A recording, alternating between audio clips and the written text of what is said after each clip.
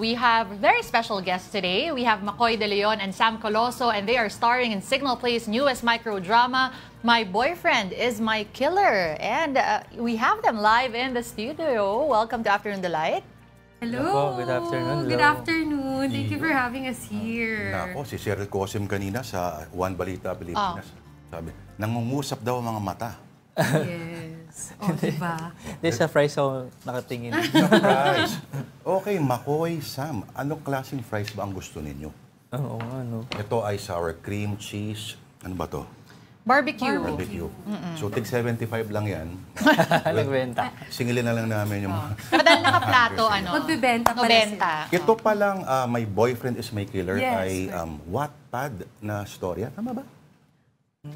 Di po, I'm not Actually, sure Oh, anyway, gaano ka weird o gaano ka challenging ang vertical na framing? Pag ganyan ba, mas literal na mapapalapit ka sa kapartner mo? technically, yes. Sobrang challenging because... Direct paki-vertical daw si Lord at Ay, saka si ganun ba? Sam. Try. Let's fit it in. Direct. Ay, sakto Direct. po yun, no? Ganon. Hindi raw raw kaya. Word. Oo, sumisigaw, hindi raw kaya. Ah, hindi ba kaya? Kami na lang ni Makoy, hindi pa pwede. Okay. Anyway, okay. Balita ko, Makoy, 3 raw ang roles mo dito. So, I suppose ikaw yung killer. Ako rin yung boyfriend. Sabihin 3 roles, kasi merong siyang mga twist na akala mo yun lang yung character ko. And sa huli, meron pa lang siyang ibang intention. And hanggang makita yung parang naging true side niya. Ayun yung mahirap kasi microdrama ang iksi lang. Kaya nandun na rin yung background ng character. Okay, Ikaw naman, anak ng polis. Balita ko. Yes. Pareho tayo. Pero chief of police. Correct. At may sarili ka rin mga bodyguard. Yes. Na sinusundo ako sa ramen place, mga ganon. Paano ka susunduin ng killer mo na boyfriend yan? Kung lagi ka may bantay. Actually, yung story kasi is, nagmakaawa ako sa dad ko na to live a normal life. Pero under his condition, na mag-disguise ako bilang si Teresa biglang awa. Paano ka nag-disguise dito? Nilagyan niya ako ng nunal, pinakapal niya yung kilay ko, nilagyan niya ako ng glasses.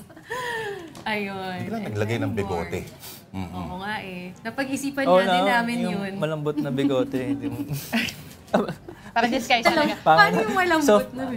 Paras lang yun, malambot. Okay, I wanted to go back to touch on what Lourdes was asking kanina, no, about the vertical format. Gaano kahirap yun? Kasi syempre si Makoy, parang 3 technically yung characters and you're playing another character as well. With the format na kailangan mas dikit kayo, dapat din mas may impact yung acting, yung reactions without it being big. Diba? How challenging is that? For me po kasi, di man bet, as experience na sa mga... Kuha-kuha lang habang sa mga parang mainstream na ano. hang lang tayo. Medyo nagiging technical na din ako as pag nanonood. Kaya hirap din ako na... I mean, nag-adjust kami talaga na malaki. And lahat yung maapektuhan. Yung galaw namin, acting namin, yung ilaw, yung sounds din. Kasi nga, almost magkalapit na kami. So, yung malaking doon, meron pang mga ibang actions. Pagka may drama naman, sobrang kailangan detalye kasi parang always lagi naka-tight shot. Yun yung feeling, ganun. And kailangan namin mag-mouthwash kami lagi. Toothbrush kasi kalapit kami lagi. Na-conscious tuloy ako. Grabe pa naman siya maligo sa pabak. Just kidding. Pero grabe din si Makoy because I really get to react to what he gives. So, magaling siya sa mga mata-matahan acting. Gano'n. Mata-matahan na. Kaya nakaka-react. Parang kay Sir Lord, ganyan. O, ganyan. Pati- Paano? Ay, Parang medyo hawig kami ni Makoy pa lang ko lang na-realize. ay. Pag hindi siya naligo ng mga... Grabe ka naman. Grabe ka naman. At pag naglagay ako ng nunal dito, yun. So parang may comedy element, na suspense, na of course, love story. Yes. Okay. Ang tawag sa iyo ay Nazareno. Ay, dati mong role, ano? Doon sa... Paano kaya pag yung Batang Quiapo ginawa nilang vertical? So, Ayun ang mahirap. saan tatakbo kaya si ano, no? Kasi pinaka naging challenge namin dito, yung action. Mm. Kasi Kasi pag magalaw ang camera ng action. So, nung pinipreview namin, meron lang siyang white na parang rectangle na nakatayo. Meron lang parang guidelines. Oo, yun lang. Parang ganyan. Parang the guidelines are there. Pero syempre, kita pa din ni Direk yung the rest of the frame. So parang isisiksik talaga ni Direk sa vertical lahat ng... Bakit naman sila na naman ang vertical mo? Hindi pa kaya yung... Kayong dalawa ni... Oo. Ayan, nakikita natin, no? Ay, ito yung bago mong disguise, tama ba? Yan siya bago mag-disguise. So, isa okay. kasi si Celestina na K-pop fan, ganyan. Pero may effect. Ayan. Ayan, gusto ni Lord. Direct?